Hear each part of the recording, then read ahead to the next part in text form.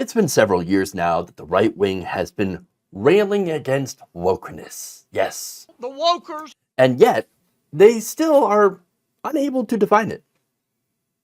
New case in point, Chaya Raichik, who goes by Libs of TikTok online, took her show on the road, and when asked a simple question about woke, she struggled.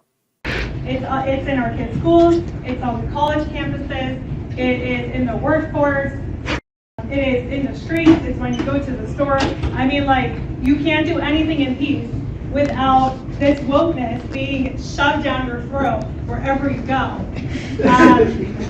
So, do you have a question? Is there something funny? I do. Yeah, sure. How do you define wokeness?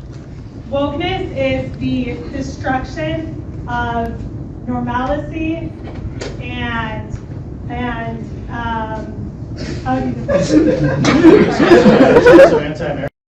Wokeness is the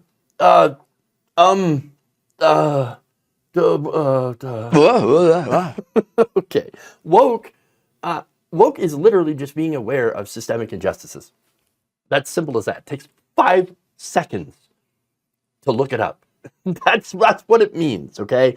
And look, here's the thing. The reason that the right wing hates this, right, and can't seem to define it, even though it's super easy to go and figure out what it actually means, is that if you know what it really is, that it's being aware of systemic injustices, that might actually lead to solving those systemic injustices. And as far as right-wingers are concerned, Can't let that happen. that's it. And the reason why has to do with people who support Chaya Raichik, as well as support this whole crusade against wokeness, DEI. The paper reported that about 24 people, mostly men, were in the front of Raichik's speech. You could see that. You could see that there's a lot of white, older men that happen to be there in the front, while younger, more diverse people were in the back. And so, from a video posted on YouTube, the men in the front appeared to have been much older than the average IU student, while the people towards the back appeared to, once again, be much younger. And so, that's that kind of explains the difference, right?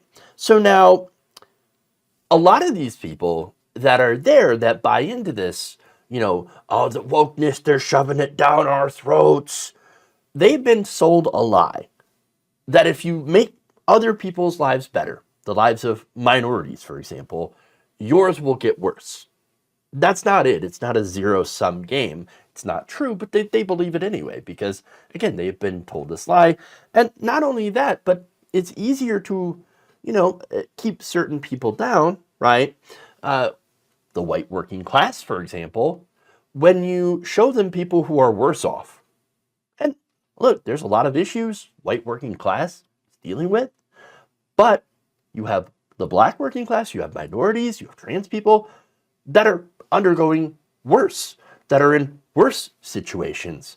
And so this class division, race division, things like that, you have people out there that will go, I know you're not doing great, but those people are doing worse. And so maybe, hey, you're not doing all that bad, right? Or alternatively, yeah, you're not doing great, and it's because of those people who are doing worse. They're dragging you down. I do love how people are calling out Chaya Raichik. I do love how people are challenging her. And I love the fact that every time she gets challenged on her beliefs, she makes an absolute, complete fool of herself. Because that's who she is. A complete and utter fool.